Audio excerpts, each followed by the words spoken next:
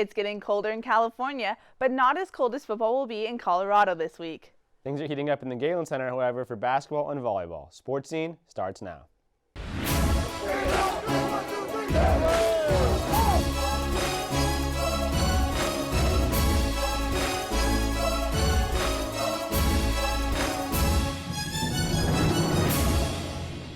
Welcome back to the Annenberg Media Center. I'm Keely Eure. And I'm Jackson Safon. USC has to travel to Colorado this week for an unusual Friday night game.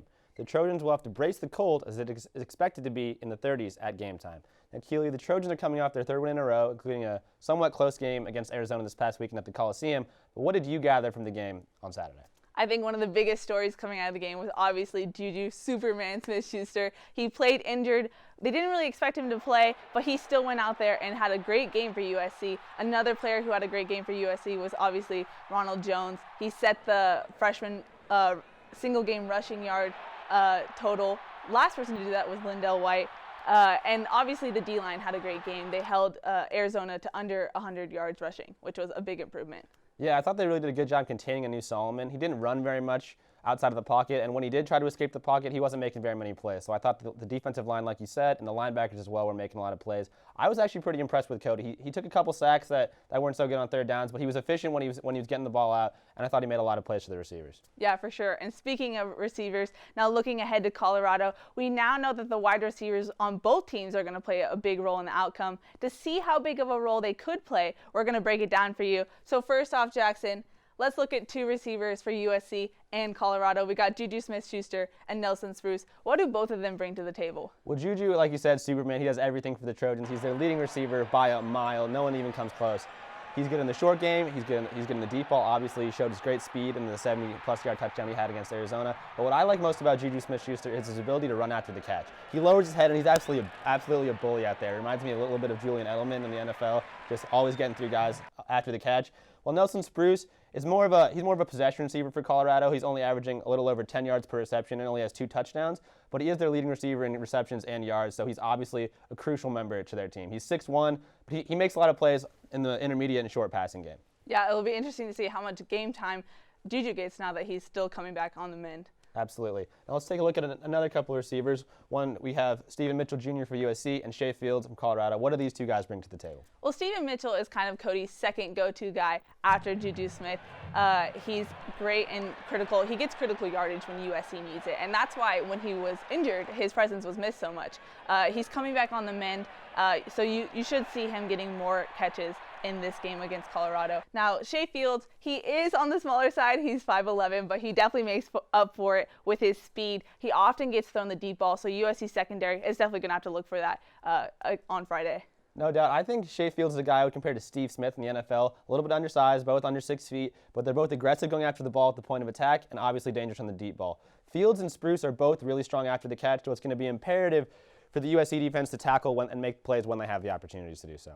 For sure. We looked at the wide receivers and how they're going to play a role in this game. Now let's take a deeper look at what the keys are to get the win in Boulder. I'm here with Paolo Uggetti to continue discussing the matchup against Colorado. Paolo, what are your keys to the game? Well, I think you first have to start on the offensive side of the ball. We've seen USC have success in establishing the run in the past few games. They've really gone away a little bit from the passing game and tried to feed guys like Justin Davis and Ronald Jones, who we saw had an explosive game last week. So I think to go up to Boulder, in a tough environment, very cold, and possibly a trap game, they need to establish the run. And I think if they do that with their guys that they have, they'll be on their way to a win. Yeah, it's been a couple games in a row now where they've had more rushing plays than passing plays, and I think establishing the run really allows them to control the ball. It takes some pressure off Cody, doesn't have to force the ball downfield as much, and lets him be more of a secondary piece, which is where he really thrives. So I think establishing the run, like you said, is definitely a big, important thing for USC. What about defensively? Well, defensively, it kind of goes hand in hand. If you establish the run, but you also have to stop the run. And Colorado presents a problem for that because they have a very dynamic quarterback in Safon, who, he's a capable thrower, but his game really thrives on being dynamic and moving out of the pocket. So if USC can stop the run, specifically from him, they'll be able to control the tempo of the game as well. Yeah, Lufau on the season has over 200 rushing yards and 5 touchdowns. So if they can contain him similarly to the way they did against Arizona and Anu Solomon, keeping him in the pocket, not letting him make plays outside of the pocket, whether that be with his legs or with his arm, similarly to the way they did against Travis Wilson in Utah, It's definitely an important thing for USC to be able to do defensively. And Coach Helton actually spoke after practice today about how well the defensive line has been playing recently.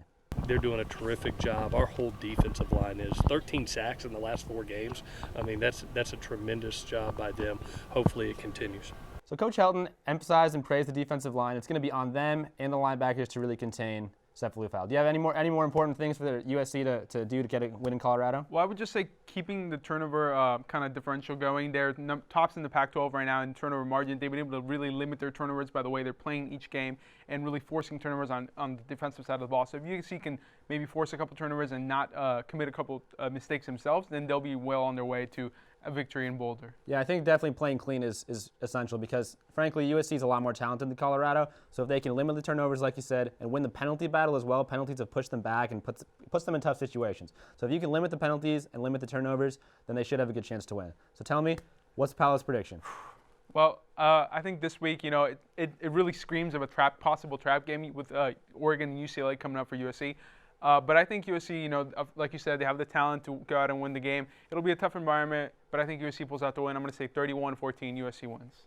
No doubt. I think they definitely have a good chance to do that as long as they follow Paolo's keys.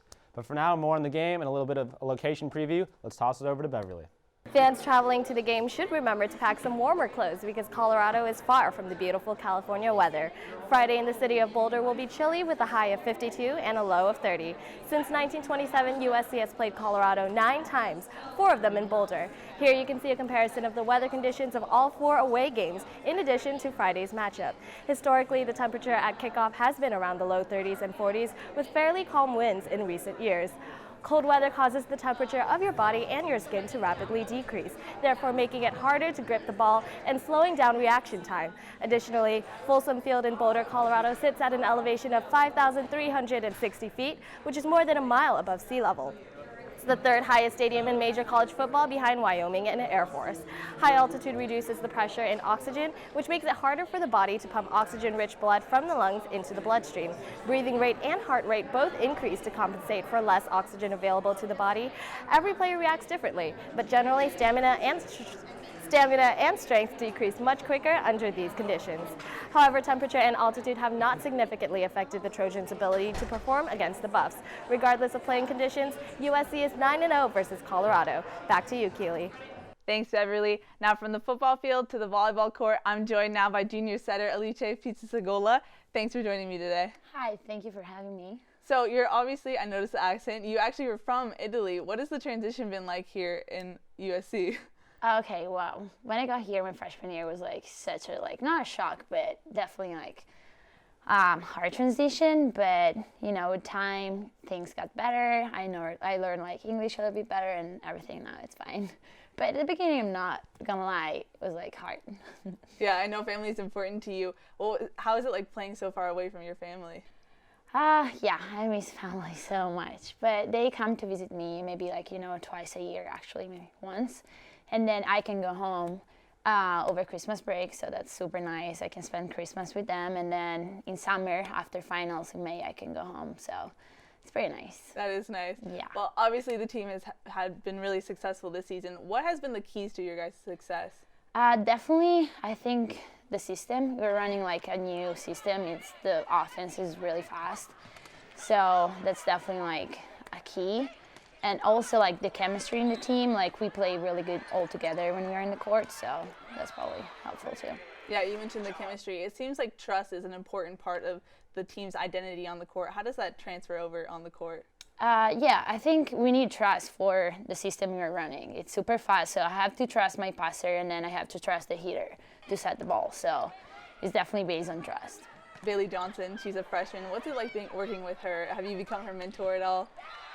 She's doing amazing. She is a really strong girl. She knows what to do, when to do it, so it's been great. I'm trying to help her as much as I can if she needs, help or advices with school and volleyball in general, so I hope I'm helpful for her. Obviously, Sam Bricio, she's a superstar on the court. What's it like playing with her and setting to her? It's so fun. She's so good. So every time you send her the ball, she gets a kill. So I was like, all right, Sam, it's easy being a setter for Sam. Yeah, it makes your job easier. Right? So this week you played 2 back-to-back games. How does that change your preparation? We played on last Friday and Sunday, and now we play on Wednesday and Thursday. So we just have 2 days practice in between, but I think it's going to be pretty much the same. We just need to be focused, from the beginning of the week instead of, focus more in the, last period of the week. But it's going to be the same. Yeah. Same preparation, same focus. So be ready for that. You're almost done with the regular season. What are your expectations heading into the NCAA tournament? It's crazy. We're already, almost to the tournament. We're so excited.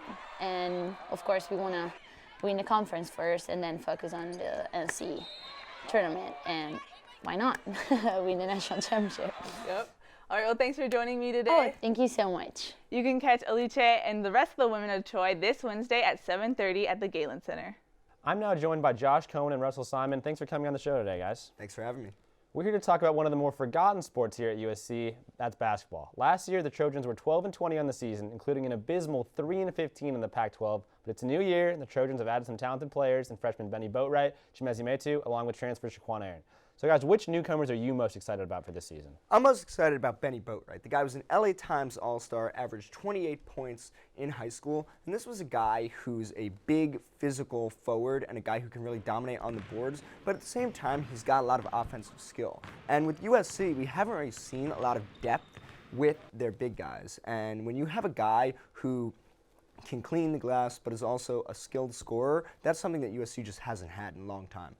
Clean the glass and skilled scorer, I've got to go with Metu. Played his ball in high school right down the road at Lawndale. 6'11", this is an absolute redwood in the middle, exactly what USC needs. Strong on the glass at both ends. Gotta love that top 50 recruit in Chimezi Metu. Yeah, no doubt. Chimezi Metu is obviously a really athletic big guy. He's going to be able to run the floor very well. But I'm going to go with Russell. I'm most excited about Benny Boatwright. He's a guy who can spread the floor from the forward to center position and can knock down shots from all over. So adding that spacing will allow the offense to run a lot better. They were towards last in the entire country in field goal percentage last year. So I think adding Benny, who's a knockdown shooter, as well as Chimezi, who can finish on the inside, is definitely going to help those two guys. In order to keep all of these young players focused, USC is going to need to rely on its upperclassmen to take on a bigger role. Junior guard Julian Jacobs spoke about his role as a leader on the team. Just to bring intensity every day, make sure guys are doing what we're supposed to, just sort of leading by example. Being really vocal is a huge part of it. Just bring your heart at every day. As far as contributors in the team go, there aren't many returning upperclassmen as compared to the underclassmen on the team. Julian and Nicola are obviously two of the bigger, more important juniors, along with Kate and Reinhardt. But with those guys leading the team and the underclassmen hopefully attempting to lead the team in scoring and being more production on the court, who do you guys see as a breakout player for this season? Well, I think it's got to be Jordan McLaughlin. He was a guy who was highly touted coming in last year, and a guy who was quickly very good at attacking the basket and was really a leader for the team from day one. But he struggled with injuries. He had shoulder surgery on both shoulders in the offseason and has now kind of emerged as more of a leader. He's a team captain already. The guy led the team in minutes per game, and they're going to need him to really be a vocal leader and an effective player throughout the year. He's going to have to be able to stay on the court, really develop his outside shot, and if he can become a big player for this team, he's going to be the missing link that can really take them to better places in the Pac-12. I think we just saw the guy on the screen, Julian Jacobs, so good at creating off the dribble, but we also must not forget he can be a potent scorer as well. A co-captain last year, really looking to him for that leadership, that scoring, and should be an assist machine this year. Excited to see Julian. Yeah, when Jordan went out with an injury last year, Julian really stepped up, and towards the end of the year with the win of the Pac-12 tournament against Arizona State, I thought Julian Jacobs did a really good job of leading the team on the court and off the court. But my breakout player for this season is Elijah Stewart. He showed flashes last year as a knockdown shooter on the wings. He's also got great athleticism, so I really think Elijah Stewart's going to be a guy that if he can take his game to the next level, that is going to be really a guy to propel USC going forward this season. And I obviously expect the team to be much better than they were last season. But where do you guys think they're going to rank in the Pac-12 this season? Well, you can't get much worse than 3-15 in the Pac-12. But I think this is kind of the start of a new era for USC basketball. And we saw it last year when McLaughlin came in, and there was a little bit of excitement about this team. But I think now that you've got Boatwright and Chimezi, this is a USC basketball team that's actually poised to kind of make some noise in the Pac-12. Now, I'm not saying book your tickets for March Madness yet, but this is a team that's going to be competitive. they're a team that's going to play against Cal and against, Arizona State and be right there with them. And instead of 3 wins, I'm thinking, double that and then some, maybe 8. It's going to really depend on how healthy Jordan McLaughlin is and how well the younger guys develop. This is a team that's going to look a lot different in February than they look right now, and I'm excited to see the transformation. The improvement's inevitable. Talk about Jacobs, we talk about Stewart, freshman guard Stewart with 37 blocks last year. And we talk about McLaughlin, if he's healthy, what he can do. First team all Pac-12 last year for freshmen. Exciting. And the only place to go is up. I think SC basketball makes tremendous strides this season. Yeah, I think that USC basketball, like you guys said, is going to be much improved. I wouldn't be surprised if they reached 6, 7, 6, maybe on outside Give me chance. 8. Come on. Fifth in the Pac-12 this year. Oh, I'm how many optimistic. wins, though? I'm optimistic. I think they're definitely going to hit double-digit Pac-12 wins. I think they're going to improve a lot this year. That's all we've got on basketball. Be sure to follow or attend their game on Friday against San Diego with the Galen Center. But for more on some other USC sports, let's send it over to Jody. Thanks, Jackson. The weather outside has been cooling down, but USC sports are red hot, just in time to light the torch. We'll start off inside to the court where the USC women's volleyball team has really been killing it. They racked up 2 more quality wins against Colorado and Utah. Senior outside hitter Smith-Schuster picked up her 6th Offensive Pac-12 Player of the Week honor of the season, the most ever in Pac-12 history. She was also named the Sports Imports AVCA National Player of the Week, an award she picked up last time as a freshman. The team's offense was rounded out by sophomore opposite Brittany Abercrombie with 19 kills, freshman Elise Ford with 17, and senior Alicia Ogums with 15. The women of Troy host the Oregon schools on back-to-back nights this Wednesday and Thursday. And now, shooting on over to the pitch, the number 11 women's soccer team earned a 4 seed in the NCAA tournament. They finished up their season with a 2-0 win at UCLA. It was USC's first ever win at Westwood. Junior midfielder Morgan Andrews led the attack by netting 2 goals in the second half, her 6th and 7th of the season. USC's defense has continued to gel together, and redshirt junior goalie Sammy Jo Prudhomme recorded her 10th clean sheet of the season, putting her 3rd on USC's single-season shutout list. Now, the women of Troy finishing up their regular season are going to need some rest before they can take on the tournament. It's a long grind to get to this point, and we need a couple days to kind of recharge the batteries. Plus, they're going through midterms, and so we recharge a little bit, and then we'll get back to work on Monday, and hopefully we'll see a good draw for us, and then we'll head off and take on the NCAA. The women of Troy have had some time to rest and recharge before they host number 25 Cal State Fullerton Friday at 4 p.m. in the first round of the NCAA tournament. And now, diving on into the pool, we have the number 4 men's water polo team who snapped a 2-game losing streak by beating number 7 UC Irvine 14-8 on Senior Day. Seniors Garrett Hill and Matt Carden were honored in their final home games as Trojans. Junior Blake Edwards led the offensive attack with 4 goals, and sophomore McQuinn Barron held up a defensive stance with 11 saves. Following their dominating win, the team will look to carry their confidence and excitement through the rest of the season. I think we just need to relax a little bit more, stay calm, confident going into the next game. Everyone's pretty confident. We've got some good vibes going into the next game, so, everyone's excited, and I'm looking forward to it. The Trojans will close out their regular season on Sunday with a match against number 1 UCLA at Westwood before setting their sights on the MPSF tournament starting later this month. And last but not least, we're swinging on over to the Diamond, where the USC baseball team played in their annual alumni game on homecoming weekend. The current Trojans beat out the former players 13-4. It was a great opportunity for the current Trojans to really experience the power of the Trojan family. Trojan families, I don't know how to explain it to other people that go to different schools, but I've been all over the world, and every time I go somewhere different, I meet someone that's going to SC, been to SC, graduated of SC, and that's outstanding. The first pitch of the 26th season will be thrown on February 19th at home against North Dakota in a 3-game series. And just like that, the torch is lit, shining bright for the Trojans as they head into another week of play. And now let's head out to Alexa to see what Trojan fans have been up to on social media. Thanks, Jody. Social media erupted with all of USC's homecoming festivities this weekend. Let's check it out. @Mitch.com tweeted, "That was amazing. I love my school. The marching band, song girls, and Spirit Leaders alumni took the field in an epic performance that left the crowd speechless." @Coach Helton tweeted, "Behind every Trojan victory is the Trojan family. Thank you for all of your energy and passion last night. Fight on. Can you spot yourself in that photo?" Rena Royal tweeted, Proud to be a Trojan, especially after kicking Arizona's butts and clinching a bowl game. I can't wait to see the Trojan talent dominate in a bowl game. Generations of the Trojan family came together for homecoming, further proving how amazing USC's alumni network is. That's all I have from the weekend. Back to you guys. It's the most prestigious award in college football, the Coaches Trophy. It's awarded to the #1 ranked team in the coaches poll at the end of the season. A symbol of supremacy in the NCAA, the AFCA Trophy traveled to USC as part of the annual trophy tour. The Coaches Trophy made a stop at 10 college football games around the country to allow fans to get a closer look. Though the football only weighs 8 pounds, it combines with 4 other pieces, coming in at a whopping 60 pounds, and it costs $30,000. To get an inside look at what winning this special honor feels like, we spoke to a few Trojan greats about their time with the trophy. Winning it was, I can remember in our office, somebody came in with a couple bottles of champagne and everybody had champagne. And that was kind of it. The winning of it, being picked #1, that was the goal every team has. So the achievement of it was just as good then as it is now. We had no idea we could win a national championship. We were just trying to get to the Rose Bowl.